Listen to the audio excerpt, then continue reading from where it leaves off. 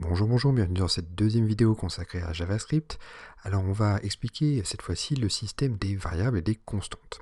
Donc on va voir comment créer des variables, comment créer des constantes et à quoi ça va nous servir un petit peu plus tard. Donc déjà, qu'est-ce que c'est qu'une variable et qu'est-ce que c'est qu'une constante? Une variable, c'est une boîte, on va dire, dont le contenu pourra changer au fur et à mesure de notre programme. Donc ça va nous permettre de stocker des informations ces informations-là, on pourra les faire évoluer au fur et à mesure du temps. Le mot-clé pour créer une variable en JavaScript, ça va être le mot-clé let. Donc du coup, on va déclarer une variable par le mot-clé let, et ensuite on pourra mettre le nom de la variable qu'on va pouvoir créer nous-mêmes. En général, les noms de variables, vous voyez que si vous avez plusieurs mots, votre variable a un nom très long, eh bien on va utiliser ce qu'on appelle du camel case, c'est-à-dire que la première lettre du nom ne sera pas en majuscule, et si vous avez plusieurs mots dans le nom de votre variable à noter, eh bien vous allez commencer les premières lettres des mots en majuscule. On appelle ça du camel case, c'est-à-dire de l'écriture en chameau, l'écriture en bosse de chameau. Ensuite, une constante, et bien justement c'est l'inverse, une constante c'est une boîte dont le contenu ne pourra pas changer au fur et à mesure du temps. C'est-à-dire si on déclare une constante et que l'on met une information à l'intérieur, cette information-là ne pourra pas changer par la suite. Le mot-clé pour créer une constante, eh bien ça sera le mot-clé const, et ensuite on mettra le nom de la constante. Une bonne pratique, on va dire, c'est d'écrire les noms des constantes entièrement en majuscules cette fois-ci. Ce qui fait que visuellement, vous allez savoir si vous avez affaire à une constante ou si vous avez affaire à une variable. Alors, petite chose, moi je vais parler du coup en ES6. Donc en ES6, on a le mot-clé let pour créer la variable, mais dans les anciennes versions, vous aviez le mot-clé var. Et donc var nous permettait de créer une variable. On peut toujours créer une variable avec le mot-clé var, et on verra par la suite du coup qu'il y a quand même une petite différence entre les let et les var, notamment au niveau de la portée des variables. Et donc on va plutôt utiliser maintenant le mot-clé let, mais sachez que si vous rencontrez des anciens codes et qu'il y a le mot-clé var, et bien en fait c'est tout simplement une variable. Alors ensuite, quels sont les types de variables possibles et qu'est-ce que l'on peut stocker dans une variable? Donc on a plusieurs types dits primitifs en JavaScript. Donc vous avez le type number, donc on va pouvoir stocker des chiffres à l'intérieur. Vous avez des types string en variable qui va nous permettre de stocker du texte à l'intérieur. Les primitives booléennes, donc booléen qui va nous permettre de stocker deux sortes de valeurs, soit vrai, soit faux, et uniquement vrai ou faux. Ensuite, des primitives un petit peu plus spéciales qui sont dites undefined, donc non définies. Donc ce sont des variables qui sont déclarées mais pas forcément encore affectées. Donc je vous expliquerai ça juste après. Et des variables de type nul. Afin de connaître le type d'une variable, on va utiliser le mot-clé typeof et le nom de la variable derrière qui va nous dire du coup quel est le type de la variable que je suis en train de regarder. Donc on va s'intéresser pour l'instant au type primitif et puis on va aller voir un petit peu comment ça se comporte dans le code. Donc je reprends le projet que j'étais en train de faire avec le fichier index.html et le app.js. Alors déjà, je vais essayer de renommer un petit peu tout ça puisque les sources de la formation seront téléchargeables. Alors je pense que je mettrai le lien dans la page de la première vidéo de la formation sur le site WeFormYou. Donc vous pourrez aller télécharger les sources. Donc pour pouvoir bien m'organiser et puis que vous ne perdiez pas lorsque vous allez télécharger, je vais renommer un petit peu mes fichiers. Donc le fichier index.html, je vais le renommer cette fois-ci en 01, on va dire découverte, ce sera la première vidéo. Le fichier app.js, je vais l'appeler exactement pareil, 01, hop, découverte.js, et du coup dans mon fichier HTML, je vais changer le lien puisque le mot n'est plus bon. Je vais charger le découverte.js. Une fois que c'est fait, je vais m'organiser pour cette deuxième vidéo. Donc je vais créer d'abord un petit fichier 02, on va dire variable.html. Voilà, et dans mon dossier JS, je vais créer un petit fichier qui va s'appeler pareil 02 variable.js. Ok. Dans mon fichier HTML, je vais créer une page HTML5, donc point d'exclamation et tabulation. Je vais le passer en français, et je vais charger mon fichier de script, donc script, avec une certaine source src qui va être égale donc à le dossier JS /02 les variables.js. J'enregistre tout ça et on est prêt à travailler. Alors je vais fermer le petit fichier 01 découverte, je vais aller du coup dans mon fichier JavaScript, et donc on est prêt à créer notre première variable. Donc on va créer une première variable qui va s'appeler par exemple prénom, qui va nous permettre de stocker le prénom. Donc si je ne fais que ça c'est ce qu'on appelle une déclaration de variable. Donc je vais créer un petit commentaire, ça c'est une déclaration. Donc c'est juste donner un nom à une variable, pour dire plus tard je vais l'utiliser. Alors si maintenant j'essaye de savoir quel est le type de cette variable alors qu'elle n'a pas encore de valeur. Donc je fais un console.log de ma variable prénom, et je vais le rajouter devant prénom, le type, donc type of, je veux connaître le type de la variable prénom. J'enregistre tout ça et je passe en live pour voir ce que ça fait dans un navigateur. Donc ça va m'ouvrir le navigateur internet. On est par contre sur le 02 variable.html. Voilà, et je vais aller ouvrir l'inspecteur. Donc clic droit, inspecter. Et donc dans la partie console, j'ai un type undefined qui s'affiche. Effectivement, ma variable prénom, elle n'a juste un nom, elle n'a aucune valeur en fait à l'intérieur. Donc elle n'est pas définie.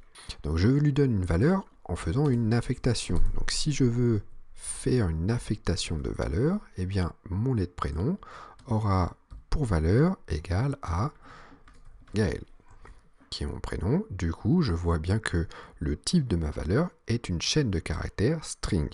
Si je duplique un petit peu mon console log, donc je vais voir que le type de valeur c'est un type string et le contenu de ma variable c'est bien Gaël. Si maintenant j'essaye de créer une autre variable qui va être par exemple une variable âge, donc let âge, qui va être égale donc à un chiffre, donc hop, j'ai 37 ans, j'enregistre tout ça. Si je fais maintenant un console.log de type of de l'âge, eh bien j'aurai bien un type number. Et si je veux afficher par exemple en même temps le prénom et l'âge, et bien dans ce cas-là, je vais devoir concaténer, donc on va faire un console.log de prénom, et pour assembler des choses, je vais utiliser le symbole plus pour concaténer avec l'âge. Je vois bien que ça marche, par contre je n'ai pas d'espace entre les deux, donc je vais rajouter en plus entre guillemets un petit espace, puisque l'espace est un caractère, et du coup j'ai le prénom et l'âge séparés par un espace. Autre type de variable dont on avait parlé, c'était une variable de type booléen.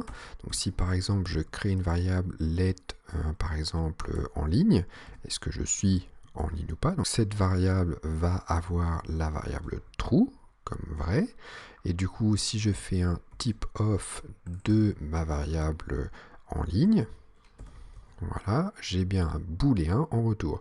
Donc la variable en ligne est de type booléenne, soit vrai, soit faux. Dernière possibilité au niveau des primitives, c'est le fait d'avoir une variable de type nul. Alors on va voir que le nul il est un petit peu spécial. Si par exemple j'essaye de stocker des choix d'utilisateur, donc let choix par exemple, et puis je ne sais pas encore les choix que l'utilisateur va faire en fait. Donc du coup je lui donne une valeur égale à nul. Dans ce cas-là, quand je fais un type of de choix, on va voir que le retour est un petit peu spécial. En fait, c'est un type objet en JavaScript. En fait, c'est un objet nul. C'est-à-dire qu'il ne sait pas trop quoi créer. En fait, dans ce cas-là, si on a une variable de type nul, eh bien en fait, il en renvoie un objet nul en type.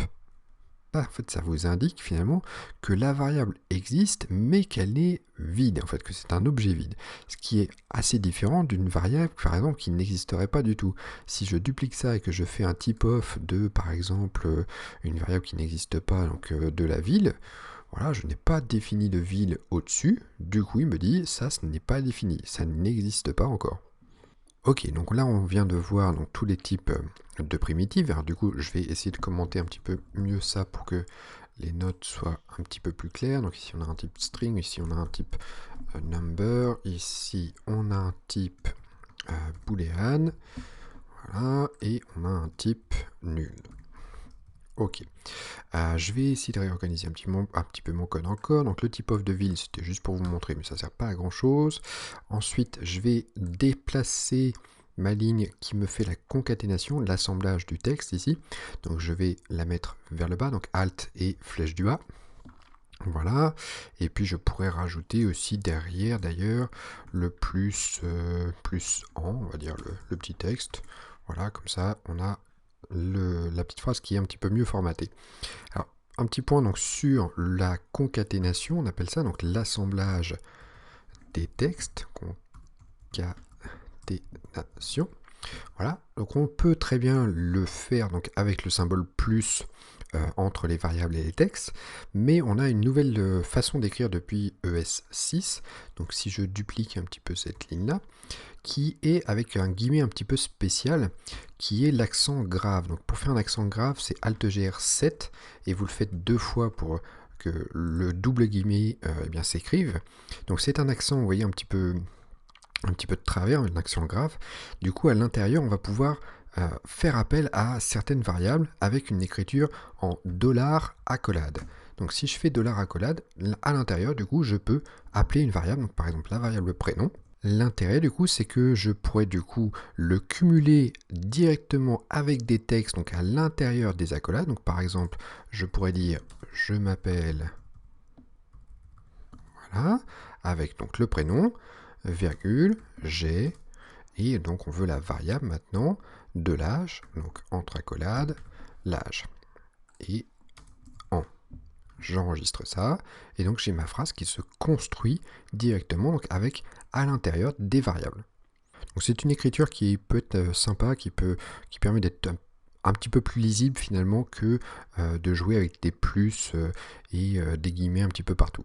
Je reviens d'ailleurs sur le système des guillemets, donc si jamais j'ai besoin d'écrire, donc par exemple console.log, et j'ai besoin d'écrire une phrase qui comporte des apostrophes. Donc par exemple, je vais dire, donc, entre guillemets, il fait beau aujourd'hui. Et donc dans le aujourd'hui, on a l'apostrophe en fait qui, pour lui, en fait, ferme le texte. Cette apostrophe-là ferme ce texte ici. Et du coup, on a une erreur de code. Hein, si je compile ça, vous voyez que j'ai du rouge ici, qui ne va pas comprendre, et donc il me dit, il manque une parenthèse, en tout cas, il ne comprend pas que le texte est terminé au bon endroit, en fait. Donc dans ce cas-là, vous avez plusieurs possibilités. Soit vous voulez dire que ce guillemet-là ne doit pas être inclus dans le code. Donc ça doit être du texte. Dans ce cas-là, vous pouvez échapper le caractère avec un anti-slash devant.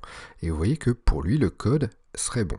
Sauf que nous, on a dit à Prettier de modifier un petit peu les textes. Donc quand je vais enregistrer, et bien tout simplement, il me modifie mes guillemets et on a le droit à l'intérieur de double guillemets d'écrire des simples guillemets. Et du coup, donc il a entouré, il a échangé les simples guillemets externes, on va dire, pour les remplacer par des doubles, et du coup à l'intérieur de double guillemets, j'ai le droit d'écrire des simples guillemets. Si jamais par contre j'ai besoin d'écrire par exemple une citation, donc par exemple je vais dire que il fait beau aujourd'hui doit être écrit entre guillemets dans la console, donc quelque chose comme ça, vous voyez que là encore il ne comprend pas. Donc le double guillemet, je peux aussi l'échapper. Donc Alt-GR et la touche slash, et donc j'échappe de double guillemets, donc ça échappe que le caractère suivant, le guillemet, quand j'enregistre, eh bien j'ai bien les guillemets qui s'affichent dans la console. C'est quelque chose de pas très facile à gérer en premier abord, mais avec un petit peu d'habitude, on arrive à le gérer. Et vous voyez que aussi Prettier vous permet de modifier un petit peu, il modifie un petit peu les codes tout seul. Donc ici, il me fait des simples guillemets, donc à l'intérieur des simples guillemets, j'aurai des doubles. Ok, donc ça c'était un petit exemple pour connaître le code pour échapper un caractère, donc échapper un caractère avec donc l'anti-slash, voilà. Donc ce petit symbole là. Alors je continue du coup. On vient de créer des variables depuis tout à l'heure. Donc on a dit tout à l'heure que les variables peuvent changer de valeur au fur et à mesure de notre programme. Donc si par exemple ici je m'amuse maintenant à modifier l'âge par exemple, donc on va dire que l'âge est égal à 20 ans, ça serait pas mal hein, déjà. Et puis du coup, si je refais un console log avec ma petite phrase là, voilà, et bien dans ce cas-là, on a bien notre modification de l'âge qui a été prise en compte. C'est-à-dire qu'il lit le code ici, donc au départ on a 37 ans, on affiche du coup la valeur de l'âge à ce moment-là, ensuite on modifie la valeur de l'âge, puis on réaffiche la valeur. Du coup on a deux valeurs différentes pour la même variable. Donc ça c'est possible. Ce qui n'est pas possible du coup avec une constante. Donc si je crée une constante par exemple, qu'est-ce qu'on va dire? On va créer une ville, donc je vais l'écrire entièrement en majuscule pour dire que c'est une constante. Donc par exemple, on habite à Rouen, voilà. Du coup, si maintenant j'essayais de modifier la valeur de ma ville, donc on va dire ville prend maintenant la valeur Paris, et bien dans ce cas-là, j'ai une erreur qui se génère en console ici. Il me dit, vous êtes en train d'assigner une valeur à une constante, une nouvelle valeur à une constante. Ce n'est pas possible. Une constante aura toujours la même valeur. Alors ensuite, on avait dit qu'il y avait une autre famille de variables qui étaient des variables plutôt dit de référence, c'est-à-dire les tableaux et les objets, les arrays et les objects. Donc on va voir un petit peu comment ça se comporte tout ça. Alors déjà, si je veux créer un tableau, donc un tableau c'est un array, donc du coup je vais créer une variable, donc par exemple les tables, qui va être égale à un tableau. Donc un tableau ça commence par des crochets. À l'intérieur de votre tableau, vous allez pouvoir stocker des valeurs, n'importe quel type de valeur. Donc par exemple, ça pourrait être du texte, par exemple, donc des pommes, ça pourrait être un chiffre, ça pourrait être une valeur booléenne, donc un trou, et puis ça pourrait même être carrément un autre tableau. Donc à l'intérieur du tableau, je pourrais mettre un autre tableau, donc entre crochets, et puis j'aurais par exemple des couleurs, bleu et puis rouge. Voilà, quelque chose comme ça, et je mets le point virgule à la fin. Ok, donc là j'ai créé un petit tableau. Si je veux afficher ce qui est dans le tableau, et bien du coup forcément je peux faire un console.log de ma variable tab. Quand j'enregistre, j'ai du coup mon tableau qui s'affiche. Ce tableau a 4 valeurs, les pommes, les 30 trous, et un autre tableau. Si j'ouvre ce tableau-là, du coup, on voit que chaque valeur a un index. Donc, par exemple, pomme est écrit à l'index numéro 0. C'est-à-dire que c'est le premier élément du tableau. Et un tableau commence à partir de 0. Ensuite, on voit par exemple que le tableau bleu et rouge est l'index numéro 3 du premier tableau. Et enfin, on a une longueur totale de tableau à 4. Donc ça, par exemple, ça me permettrait de savoir la grandeur totale de mon tableau. Donc si je fais un petit commentaire, ici, on aurait la grandeur du tableau. Voilà. Et du coup, je ferai un tab.length. Voilà. Et du coup, on obtient bien le 4. Donc, on a 4 éléments dans notre tableau tab. Alors ensuite, on avait dit que si je veux récupérer les valeurs du tableau, eh bien, on sait que pomme, c'est l'index numéro 0 du tableau. Donc si par exemple, je veux récupérer le chiffre 30, donc je veux récupérer en fait l'index numéro 1 du tableau, eh bien dans ce cas-là, on va faire un console.log de notre tableau, donc de table, entre crochets, à l'index 1. Et du coup, on récupère bien le chiffre 30, donc c'est-à-dire qu'on récupère la deuxième valeur du tableau en réalité. Alors là où ça va se compliquer, c'est si on veut récupérer par exemple le mot rouge qui est contenu dans un tableau, ce tableau est contenu dans le tableau tab. Donc dans ce cas-là, si je veux récupérer le mot rouge par exemple, on va faire donc un console.log pour le voir en console. Dans ce cas-là, donc on récupère notre variable table. Dans notre variable table, on veut récupérer le quatrième élément. Donc dans ce cas-là, c'est l'index numéro 3. Si je fais juste ça et que je fais CTRL S, je récupère bien le petit tableau qui contient donc soit bleu, soit rouge. Dans ce petit tableau-là, donc bleu c'est l'index numéro 0 et rouge est l'index numéro 1 de ce petit tableau. Donc dans ce cas-là, on récupère l'index 1 du tableau qui est en troisième position. Donc on peut cumuler comme ça des crochets si jamais on a des tableaux dans des tableaux. Les tableaux vont nous servir beaucoup dans JavaScript pour pouvoir stocker beaucoup d'informations. Et on va voir le dernier type très important qui est le fait de créer des objets. Donc du coup, je vais créer une variable d'objet qui va être un let, par exemple, on va créer une personne. Voilà, personne, qui va être égal à donc un objet. Donc un objet, ça commence par des accolades. Donc j'ouvre les accolades et on a un système de clés et de valeurs. C'est-à-dire que on va pouvoir dire, bah, par exemple, j'aurai le prénom. La clé, ça sera le prénom. 2 points, et donc la valeur du prénom que je vais stocker. Donc on va s'appeler Gaël. Encore, voilà, je fais une petite virgule pour séparer. Ensuite, j'aurai par exemple l'âge, 2 points, et pourquoi pas encore notre âge. Ensuite, j'aurai la possibilité, par exemple, de stocker plusieurs infos. Donc, j'ai une clé qui va s'appeler adresse, et on va essayer de faire en sorte que la clé adresse stocke un objet en lui-même. Donc, on aura un objet dans un objet. Ce qui fait que si j'ouvre les accolades, je pourrais avoir la rue. Donc, on va dire, je sais pas, on va inventer une rue, 12 rue de la Mare, voilà, un truc comme ça. Et puis, on va dire une ville.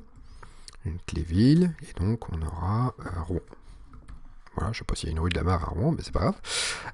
J'enregistre tout ça. Ensuite, on a la possibilité d'afficher les informations de notre variable personne. Donc du coup, je fais un console.log et je veux afficher par exemple le prénom de la personne. Donc je récupère ma variable personne. Voilà. Et pour afficher le prénom, on va utiliser l'écriture en point, donc personne.prénom. Du coup, on aura bien la récupération du prénom, donc la valeur du prénom. Donc on a la possibilité dans les objets de récupérer les clés et leurs valeurs, du coup, par l'écriture en point. Vous avez aussi la possibilité de récupérer les clés et les valeurs un petit peu comme les écritures de tableau. C'est-à-dire que si je duplique tout ça, j'aurais pu aussi l'écrire d'une autre façon qui était donc entre crochets et entre guillemets le nom de ma clé que je voulais récupérer. Donc par exemple, je récupère personne, entre crochets le prénom, et je récupère bien encore le Gaël. Alors pourquoi est-ce qu'il y a deux écritures possibles? Parce que la plupart du temps, on connaît les clés que l'on veut récupérer. Donc ici, on sait qu'on veut récupérer le prénom. Mais il va y avoir des cas possibles où la clé, justement, l'information qui est stockée dans notre objet, on ne va pas le connaître. On ne va pas savoir si c'est un prénom, on ne va pas savoir si c'est un nom. On aura une clé un petit peu dynamique. Et dans ce cas-là, en fait, on va devoir noter une variable ici. Donc ici, j'aurai le nom de ma variable. Et du coup, on récupérera dynamiquement des clés à partir de notre objet. Ce n'est pas possible avec l'écriture en point, puisque forcément, ici, si je mettais une variable, il va chercher une clé qui s'appelle variable, et non pas une valeur, et non pas l'intérieur de la variable. Voilà pourquoi il faut connaître les deux écritures. Hop, j'annule un petit peu tout ça, je refais en arrière, ok. Alors ensuite, maintenant, si je veux du coup récupérer, par exemple, la rue qui est contenue dans mon objet adresse, qui est contenue dans mon objet personne. Et bien dans ce cas-là, je vais refaire un console.log de ma variable personne à la clé adresse et à la clé rue. Donc point adresse, point rue. Et je récupère le 12 rue de la Mare. Enfin, pour en terminer avec nos systèmes de variables et de constantes, on va voir qu'il est possible de créer des calculs mathématiques. Donc si par exemple je crée une variable a qui va avoir la valeur 5 par exemple, que je crée une variable b qui aura la valeur 2, voilà, et que du coup je veux faire une addition.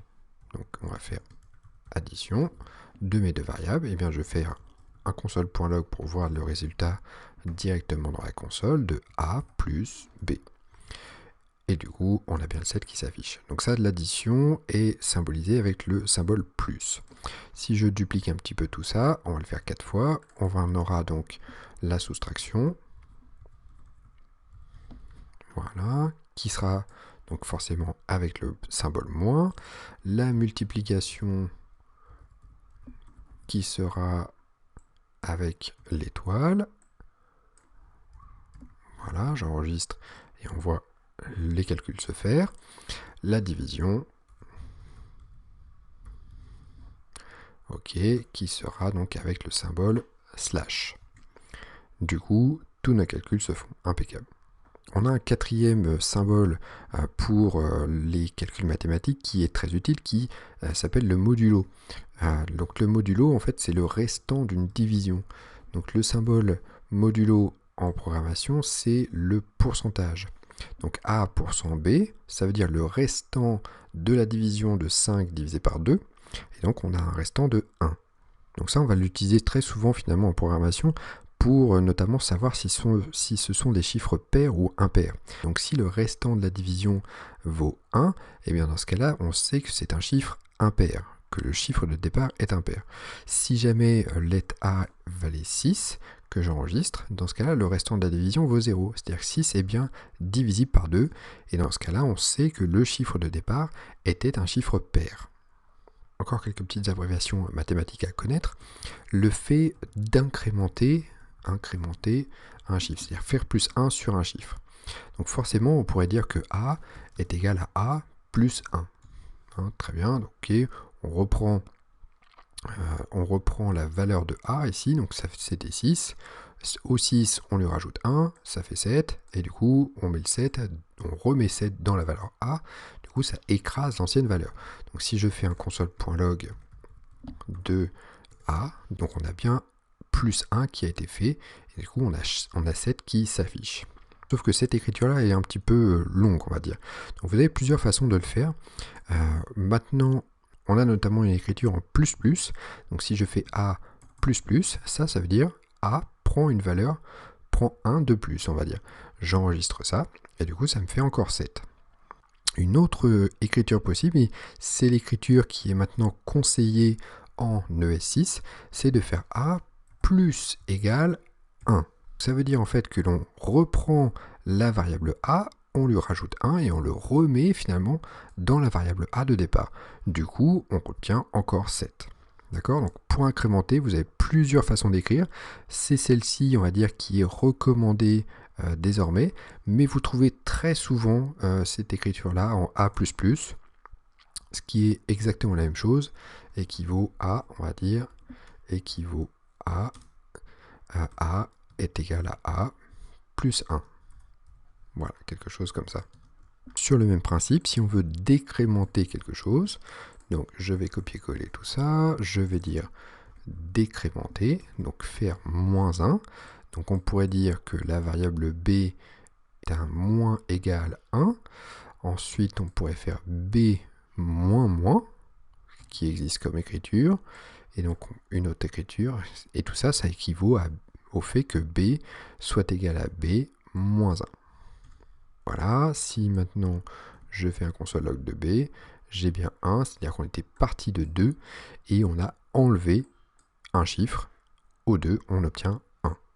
Voilà, donc j'espère que l'explication du système de variables et de constantes a été assez claire pour vous. Évidemment, il y a encore beaucoup de choses à connaître sur les variables et sur les constantes, mais on les verra au fur et à mesure du temps dans d'autres vidéos.